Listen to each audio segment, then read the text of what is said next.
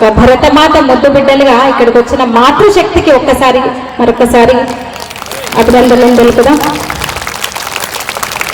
RSS 100 ఏళ్ళైంది. ఆర్ఎస్ఎస్ ఉట్టి doctor Hedgewar doctor ji RSS స్థాపించి 100 ఏళ్ళైన సందర్భంగా కార్యక్రమం జరుగుతుంది దేశవ్యాప్తంగా. ఏంటి మన కర్తవ్యం ఏంటి, మన బాధ్యత ఏంటి అని పెట్టిన ఉద్దేశం ఒక వ్యక్తి నిర్మాణం.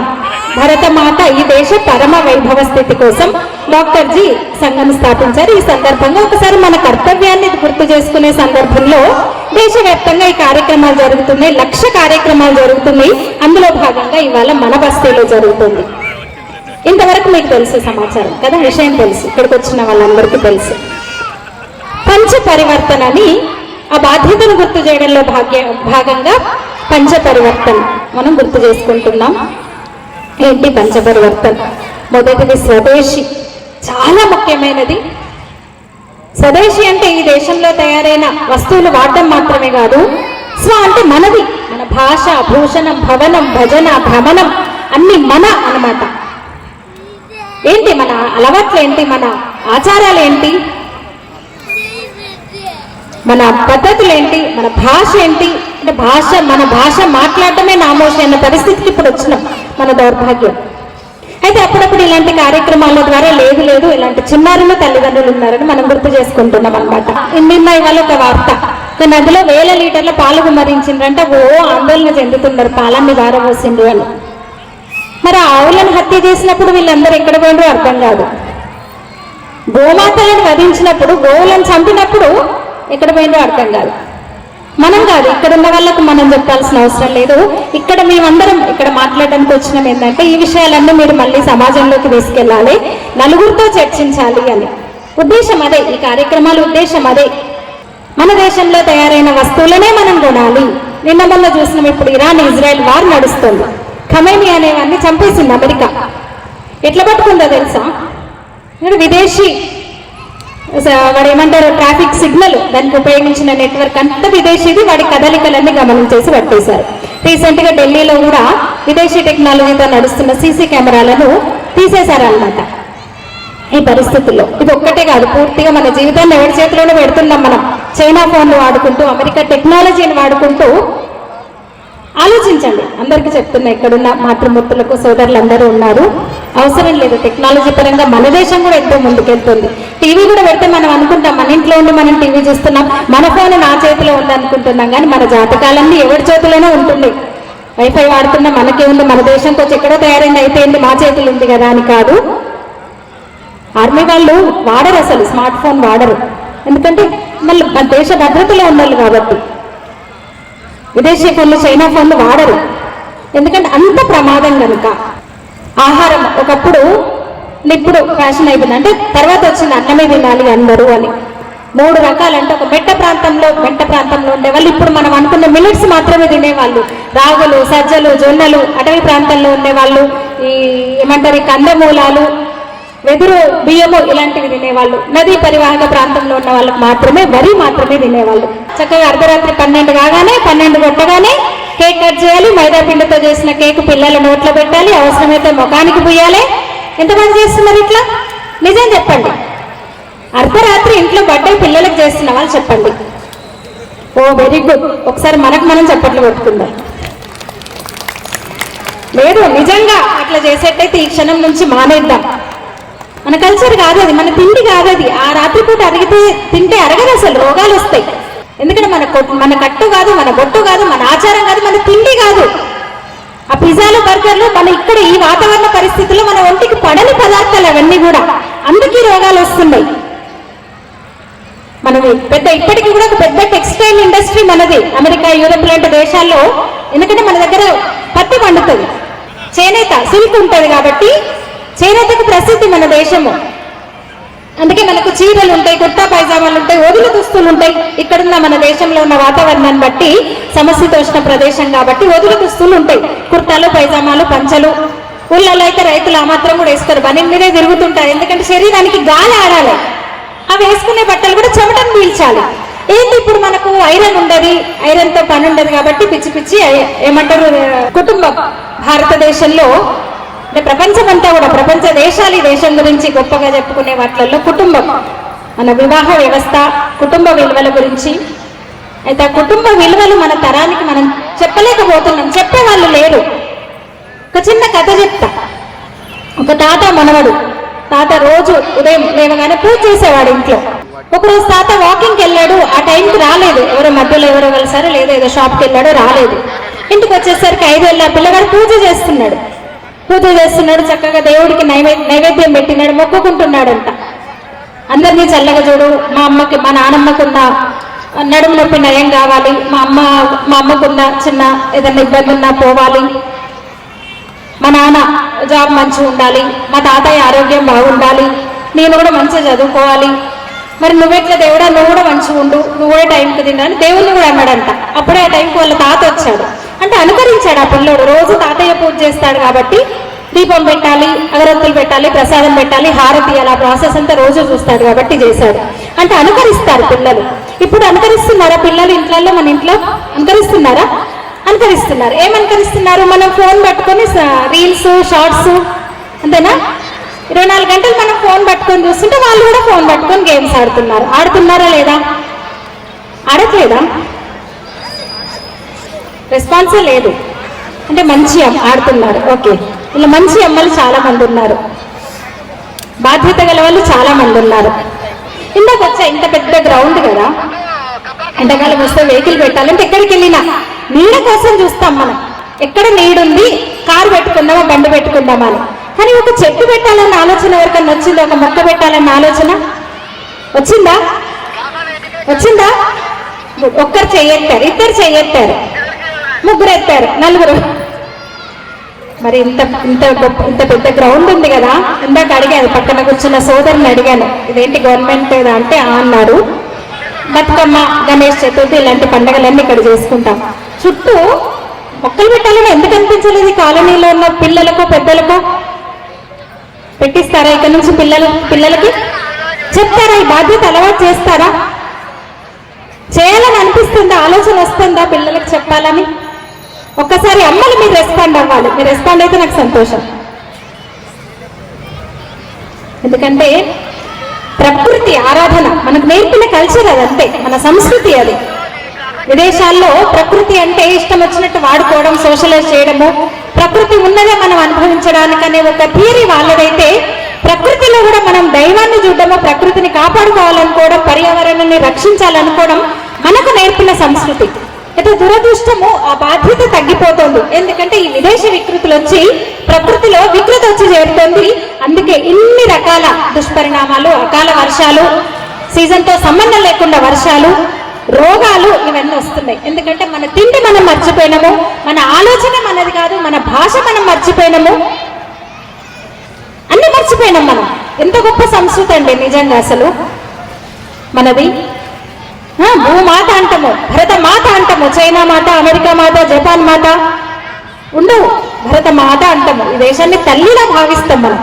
వందే మాతరం అని చెప్పుకున్నాం. 5 అక్షరాల ఆ నినాదం జాతీయ పంచాక్షరి కోట్లాది మందిని కదిలించింది స్వాతంత్రోద్యమ కాలంలో. మరి ఈ దేశాన్ని కాపాడుకోవాలి కదా. దైవం విషయంలో, దైవభక్తి విషయంలో కాస్త రాజీ పడ్డ ఇబ్బంది లేదు, కానీ దేశభక్తి విషయంలో, ఈ దేశాన్ని కాపాడుకోవాలనే విషయంలో అస్సలు రాజీ పడద్దు. ఒప్పుకుంటారా ఈ మాట? మన దేశమే లేకపోతే మన దైవం ఎక్కడ ఉంటుంది? 40,000 ఆలయాలను ధ్వంసం చేశారు మొఘలులు. చిన్న చితక 40,000 ఆలయాలు. అందులో అయోధ్య ఉంది, మధుర ఉంది, కాశీ ఉంది, సోమనాథ్, అక్కడి వరకే. మళ్ళీ వింధ్య అవతలి ఇవన్నీ కూడా 40,000 ఆలయాలు. అహల్యమాత హోల్కర్ వంటి వాళ్ళు చాలా పునరుద్ధరించారు. మరి దేశమే లేనప్పుడు ఇంకా మనకి దేవుణ్ణి ఎక్కడ పెట్టుకుంటాం? గుడి ఎక్కడ ఉంటుంది మనకి? ఈ దేశం ఉంది కాబట్టి, ఇప్పుడు సురక్షితంగా ఉంది కాబట్టి, కొంచెం ఈ దేశభక్తి గల పాలకులు ఇప్పుడు ఈ దేశంలో ఉన్నారు కాబట్టి అయోధ్యను కూడా మనం కట్టుకోగలిగినాం. ఒప్పుకుంటారు కదా? ఒప్పుకుంటారు కదా? ఒక్కసారి జై శ్రీరామ్ కదా. అంటే మన బాధ్యత మనం గుర్తుపెట్టుకోవాలి. కుటుంబ విలువల్ని కాపాడుకోవడం, పర్యావరణాన్ని కాపాడుకోవడం, స్వదేశీ భావనను మనం అలవర్చుకోవడము, సమరసత అంటే అందరూ ఒక్కటే, ఆత్మవత్ సర్వభూతాని అంటారు. అంటే ఈ దేశంలో ప్రతి దాంట్లో కూడా జడచర పదార్థాల్లో భగవంతుని చూసిన ఒక గొప్పతనం మనది. అంతే కదా, చెట్టుకు పూజ చేస్తాము, చీమకు చక్కెర వేస్తాము, పాముకు పాలు పోస్తాం, మనం రాయిని మొక్కుతాము, రాళ్ళను రప్పలను మొక్కుతాము, వేప చెట్టును లక్ష్మిగా భావిస్తాం. ఒకప్పుడు ఇన్ని డెంటల్ హాస్పిటల్, ఇన్ని దంత రోగాలు లేవు, పళ్ళ రోగాలు లేవు అసలు. ఎందుకంటే వేప పుల్లతో వమ్ముకుంటుంటుంది. ఇప్పుడు మన పేస్ట్లో ఉప్పు ఉంటుంది. అమెరికా వాడేమో యూరోప్లో US లో $2 వేప పుల్లను అమ్ముకుంటున్నాడు. మనకు అసలు వేప పుల్ల మనం మర్చినాం. మన జనరేషన్ అయితే పూర్తిగా లేదు. మన ముందు తరాల వాళ్ళు ఏమన్నా వేసుకుంటున్నారేమో తెలియదు. కనీసం వారానికి ఒక్క రోజైనా వేప పుల్లతో తోమడం పిల్లలకు అలవాటు చేయండి. ఫస్ట్ మీరు అలవాటు చేసుకోండి. ఎంతమంది చేసుకుంటారు ఈ క్షణం నుంచి, ఈ రోజు నుంచి? Thank you. మనం పాటించాలి, వింటే కాదు. మనం క్యాప్లు పెట్టుకొని, కండువా కప్పుకొని, కాషాయ జెండా వేసుకొని జై శ్రీరామ్ భారత్ మాతాకి అంటే లాభం ఉండదు. మన ఆచరణలో ఉండాలి. పిల్లలకు నేర్పించాలి, మన ముందు తరానికి నేర్పించాలి. మనం వాళ్ళకి నేర్పించాలంటే ముందు మనం పాటించాలి. ఎంత చక్కగా పాడింది అమ్మాయి హనుమాన్ చాలీసా. రామాయణం జై శ్రీరామ్ అని చెప్పుకుంటాం. ఏంటి అసలు రాముడు ఏంటి? రామో విగ్రహవాన్ ధర్మ అన్నారు. ఎన్నో యుగాలు త్రేతాయుగంలో పుట్టిన రాముడు ఎంత దగ్గరైంది మనకు అసలు. అయోధ్య గడుతుంటే మురిసిపోయినాం. కోర్టు తీర్పు వచ్చిన రోజు నుంచి ఎంత ఎమోషన్ అయినాం అసలు కదా. టీవీల ముందే ఉన్నాం కదా. భూమి పూజ చేసినప్పుడు ప్రధాని వెళ్ళి, ఆలయ ప్రారంభోత్సవం అప్పుడు టీవీల నుంచి కదలలేదు. రాముని పెట్టుకున్నాం మనం. గుండెలో ఉన్న రాముడు అంటే ఇంట్లో కూడా పెట్టుకున్నాం. ఆ రోజు జై శ్రీరాముని నినదించినాం, వీధుల మీద దగ్గరికి వచ్చినాం. ఎందుకు? రాముడు అట్లా బతికిండు కాబట్టి. దశావతారాల్లో నరుడి అవతారం అంటే మాయల మంత్రాలు ఏం లేవు ఇతర అవతారాల్లో ఉన్నట్టు. అందుకని రాముడు అంతా కనెక్ట్ అయిపోయిండు. మన లెక్కనే కష్టపడ్డాడు, పాపం అవమానాలు పడ్డాడు. ఆయన భార్య కూడా అవమానాలు పడ్డది, కష్టపడ్డది భర్తతో పాటు. తల్లితో గారాలు పోయిండు. చందమామని చూపించమన్నాడు, చందమామని చూపిస్తేనే తీసుకొస్తేనే తింటా అన్నాడు. ఇవన్నీ మనం చిన్నప్పుడు చేసినాయే.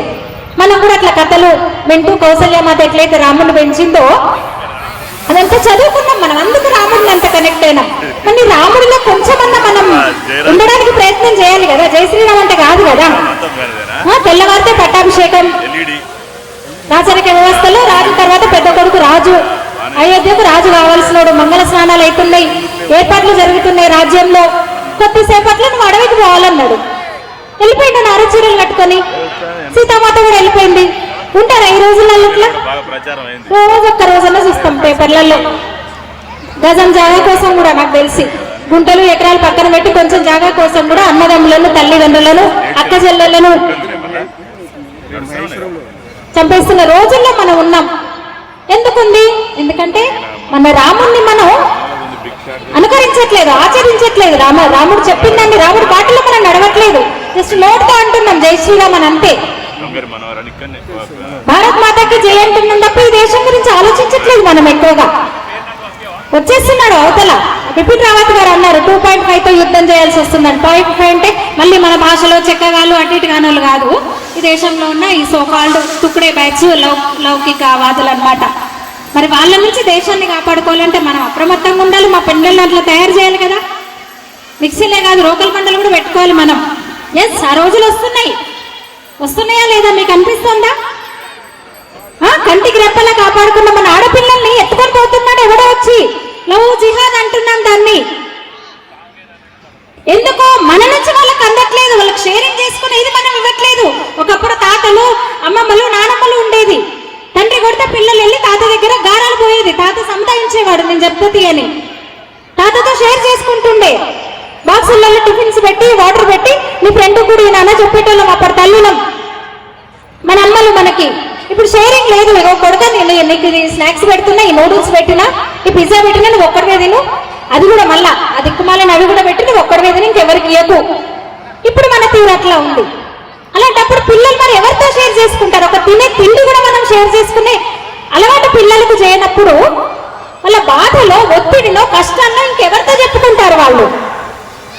అందుకనే ఆత్మహత్యలు విన్నాం. అసలు మనం 10-11 ఏళ్ళ పిల్లలు ఆత్మహత్య చేసుకోవడం, ఉరేసుకోవడము, పురుగు మందు తాగడము, బిల్డింగ్ పై నుంచి దూకడము విన్నామా ఎప్పుడన్నా? అసలు ఎటుపోతుంది మన పిల్లలు? ఎటుపోతున్నారు?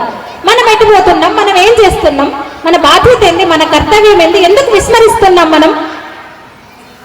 ఇప్పుడు అది కూడా వారం అనుకో, నీ తల్లప్పులు ఎందుకని పిల్లలే వద్దనుకుంటున్నారు. డింక్ అని కొత్త కల్చర్ వచ్చింది, డబుల్ ఇన్కమ్ నో కిడ్స్ అయిపోయింది. దీని గురించే మాట్లాడుకో. ఉమ్మడి కుటుంబ వ్యవస్థలు అయిపోయినాయి. ఉమ్మడి కుటుంబమేనండి మాది, నేను మా ఆయన కలిసి ఉంటామనే పరిస్థితి వచ్చింది. అదే గొప్ప అయిపోతుంది. భార్య భర్తలు కలిసి ఉండడమే గొప్ప అయిపోతుంది. రకరకాల కల్చర్, అందులో కూడా లివింగ్ రిలేషన్ అని, వీటితో ఏమైపోతుంది మన తరం? ఒకరిని కనాలి, బీటెక్ చదివేయాలి, హైటెక్ సిటీలో పెట్టాలి, ఫ్లైట్ ఎక్కియాలి. బీటెక్, హైటెక్, ఫ్లైట్ ఎక్కువ. మరి మన పరిస్థితి ఏంది? మన దేశం పరిస్థితి ఏంది? మనకేమన్నా అయితే ఏంది? అందుకని చెప్తున్నా, ఇక్కడున్న యువతకు నేను చెప్తున్నా, కనీసం 3 పిల్లల్ని కనండి. ఈ దేశానికి అవసరం, ఈ ప్రపంచానికి అవసరము. మన మేధో శక్తి ప్రపంచానికి అవసరము. విశ్వగురు భారత్, ప్రపంచాన్ని నడిపించే శక్తి భారత్. అందుకని భారత్ నుంచి యువత పిల్లలు రావాలి, జనం రావాలి, యువత రావాలి. మీ ఇంట్లో ఉన్న వాళ్ళకు చెప్పండి, 25-30 ఏళ్ళ దాకా పెళ్లి చేయము, ఆలోగా జుట్టుడిపోతుంది, పొట్టొచ్చేస్తుంది, బట్టొచ్చేస్తుంది. 30 ఏళ్ళు దాటితే ఆడపిల్లలకి సంతానోత్పత్తి శక్తి తగ్గిపోతుంది. ఈ ఫెర్టిలిటీ ఇవన్నీ పెరిగిపోతున్నాయి. ఎందుకు? ఏం పరిగెడతాం? ఏం చేసుకుంటారు? డబ్బులు, కోట్లు ఈ ఒత్తిడిలతో ఎందుకు వస్తుందంటే, ఇది మన భాష మనది కాదు, మన కట్టుబాట్లు మనది కాదు, మన ఆచారం మనది కాదు. నిజంగా ఆలోచించండి, ఎంత గొప్ప దేశం మనది. చీరలు ఉన్నాయి, ముందు మాతృమూర్తులు కూర్చున్నారు. 1000 రకాల చీరలు ఉంటాయి మన దేశంలో. మన తెలుగు రాష్ట్రాల్లోనే చూసుకుంటే వెంకటగిరి, ఏంటది, గద్వాల, ఉప్పాడ, ఇంకా చెప్పండి, మైసూర్ సిల్క్, బెనారస్, కంచి. అసలు ఎక్కడన్నా వింటామా? ఏ దేశంలోనన్నా? మన తెలుగు రాష్ట్రాల్లో ఉన్న ఆహార పదార్థాలు తినడానికి ఒక జన్మ సరిపోదు మనకి. ఆంధ్ర ఒక రకం ఉంటుంది, రాయలసీమ ఒక రకం ఉంటుంది, తెలంగాణ ఒక రకం ఉంటుంది. పచ్చి పులుసు, గడక, పూతరేకులు, సంగటి, ఇవన్నీ టేస్ట్ చేయగలమా మనం? ఎక్కడా ఉండదు, ఏ దేశంలో లేదు, ఎక్కడా లేదు. ఇది మైదా పిండితో చేసే పిజ్జాలు, బర్గర్లు, ఇంకేమో పేర్లు కూడా నాకు తెలియదు, ఎక్కడ లేదు ఇది కదా. అందుకని ఇంత గొప్ప దేశంలో నిజంగా కర్మ, మనం కర్మ సిద్ధాంతాన్ని నమ్ముతాం. ఇంత గొప్ప దేశంలో పుట్టడం అదృష్టంగా మనం భావించాలి. దీన్ని కాపాడుకోవాలి, దేశాన్ని కాపాడుకోవాలి. దేశం వెళ్ళినప్పుడు ఏంటి? మనం చరిత్రను చదువుకున్నాము.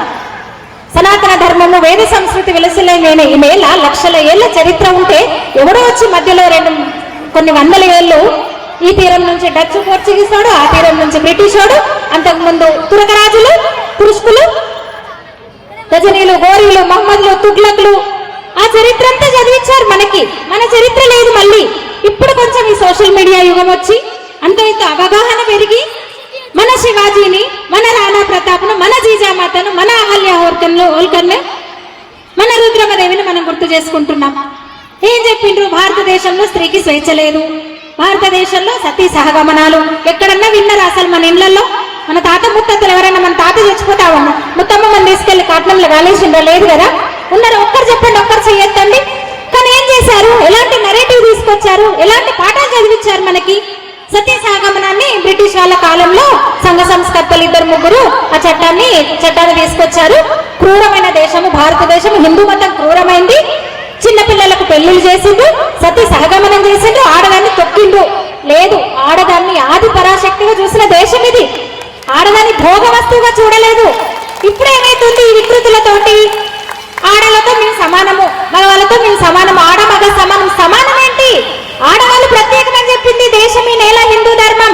శక్తి అన్నది, ఆది పరాశక్తి అన్నది. మనం ఒక స్టెప్ కిందకి వస్తున్నాం, సమానం అంటున్నాం. మేము మొగళ్ళతో సమానం, మేమేం తక్కువ.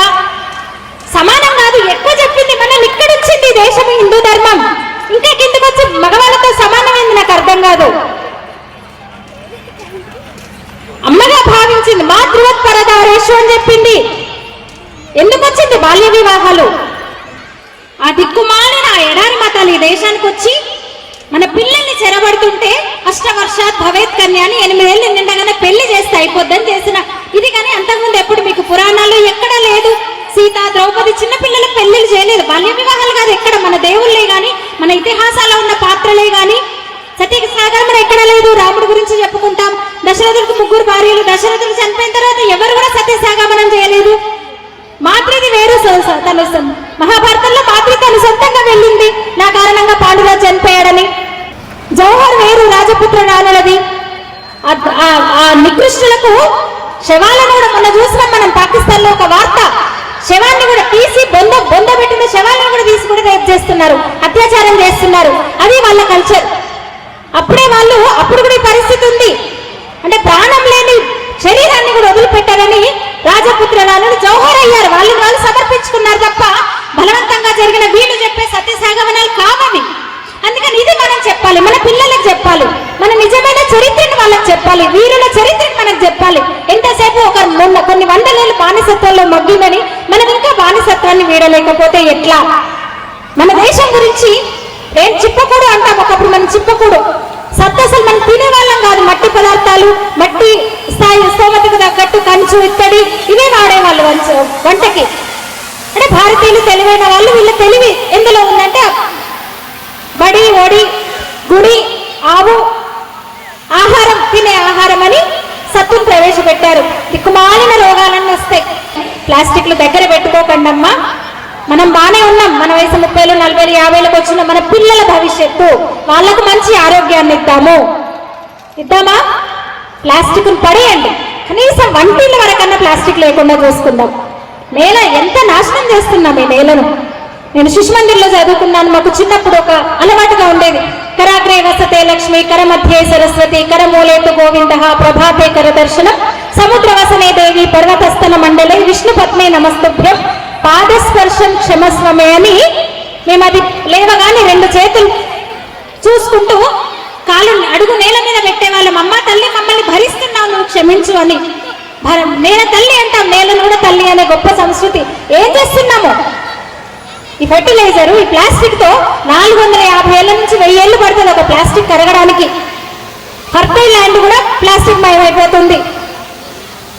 దయచేసి ఎక్కడ పడితే అక్కడ వేయకండి, అసలు వాడకండి. ఏమవుతుంది? ప్లాస్టిక్ ఒక సంచి తీసుకొని పోతే ఏమవుతుంది? బయటికి సరుకులకు వెళ్ళినప్పుడు, కూరగాయలకు వెళ్ళినప్పుడు వెళ్దామా? ఇప్పటి నుంచి ఎంతమంది పాటిస్తారు, ప్రయత్నం చేస్తారు? కనీసం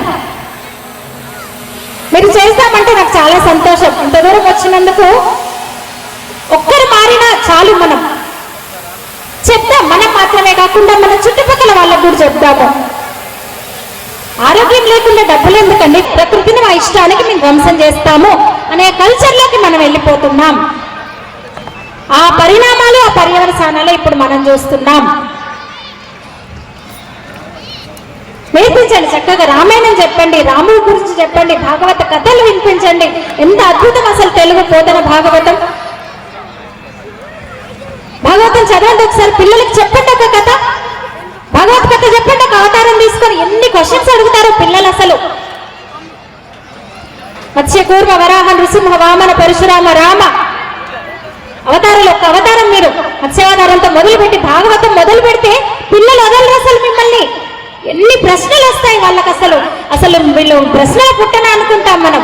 ఏం చదువులు, మార్కుల కోసం ఒత్తిడి తప్ప ఏమన్నా నేర్పించగలుగుతున్నామా మనం? చేద్దామా ఇప్పటి నుంచి ఆ ప్రయత్నం? అమ్మలకు ముఖ్యంగా చెప్తున్నా, పిల్లల పెంపకంలో ఇంకొంచెం మళ్ళీ చెప్తున్నా. ఇక్కడున్న వాళ్ళకి నేను చెప్పట్లేదు. ఒకవేళ ఇక్కడున్న వాళ్ళు అలా ఇంతకు ముందు కనుక లేకుంటే ఇప్పటి నుంచి మొదలు పెడదాం. బయటికి వెళ్ళి సమాజంలో మనం చెప్తాం. మొన్న ఊరికి వెళ్ళాను నేను ఈ కార్యక్రమానికి. ఇందూరు జిల్లా, నిజామాబాద్ జిల్లా, దేగాం అనే విలేజ్. ఎంత బాగుందో అసలు. చిన్న చిన్న పల్లెలు ఎంత శుభ్రంగా ఉన్నాయో. ఆ కార్యక్రమం జరిగిన సర్పంచ్ కూడా అక్కడికి వచ్చారు. నేను అడిగాను, మీరు ఏమైనా తీర్మానం చేశారు? నేను ఎక్కడికి వెళ్ళి నాకు ఈ మధ్య ప్లాస్టిక్ ఫోబియా పట్టుకుంది. 10 ఏళ్ల నుంచి నా కిచెన్ లో ప్లాస్టిక్ లేదు. ఆయన అడిగాను, సర్పంచ్ మీరు ఏమైనా తీర్మానం చేశారంటే అవునండి, చెత్త వేయకుండా మేము పెద్ద ఎత్తున జరిమానా విధిస్తున్నామని చెప్పారు. పల్లెల్లో ఆ మార్పు కనిపిస్తుంది. పల్లెల్లో వింటున్నారు. కానీ చదువుకుని అక్షరాస్యులమైన చదువుకున్న వాళ్ళుగా కనీసం మన బాధ్యత విస్మరిస్తున్నాం. బాధ్యతగా ఉండట్లేదు మనం. ఉందాం ఇప్పటి నుంచి. ఓటు కూడా బాధ్యతనే. ఓటు కీలకమైన బాధ్యత. ఓటు హక్కు వినియోగించుకోవడం కూడా బాధ్యత. ఓటు రాజ్యాంగం ఇచ్చిన హక్కు మనకి. చాలా మంది బాధ్యతగా ఉంటుండడం వల్లనే, ఓటును కూడా బాధ్యతగా భావించడం వల్లనే కొద్ది రోజులుగా కేంద్రంలో ఏర్పడిన ప్రభుత్వం ఎలాంటి నిర్ణయాలు తీసుకుంటుంది, ఈ మాత్రం మనం ఇక్కడ ఈ కార్యక్రమాలు పెట్టుకుంటున్నామంటే మనం తీసుకున్న నిర్ణయం ఓటు ద్వారా అని నేను అంటున్నా. అందుకని బాధ్యత, మనం వేల ఏళ్ల చరిత్ర మనది, అంత గొప్ప దేశం మనది, మధ్యలో వచ్చింది కాదు. మరి మనది మనం కాపాడుకోవాలి, ముందుకెళ్ళాలి. ఒక సనాతన భారతీయులుగా మీరందరూ ఇక్కడికి వచ్చారు, ఇక్కడ ఉన్నారంటేనే ప్రతి ఒక్కరికి నిజంగా ఒక నా అభినందన తెలుపుతున్నా. బాధ్యతగా ఉందాం, మన ముందు తరాలను దృష్టిలో పెట్టుకొని మన ప్రతి చర్య ఉండేలా పర్యావరణ పరిరక్షణ, మన ప్రకృతిని మనం కాపాడుకుందాం. ఆడవాళ్ళేం తక్కువేం లేదు దేశంలో, మనమేం తక్కువ కాదు. మన హక్కులు మాత్రమే కాదు, బాధ్యత ఉండాలి. హక్కుల కోసం పోరాటం సరే, బాధ్యతగా ఉంటే హక్కులు వాటంతట అవే వస్తాయి. అసలు మన హక్కులు సరిపడవు మనకి నిజం చెప్పాలంటే. అట్లా బాధ్యతగా ఉంటూ మన పిల్లల్ని కూడా బాధ్యతగా తీర్చిదిద్దుదాం. ధన్యవాదాలు అందరికీ. భారత్ మాతాకి ధన్యవాదాలు.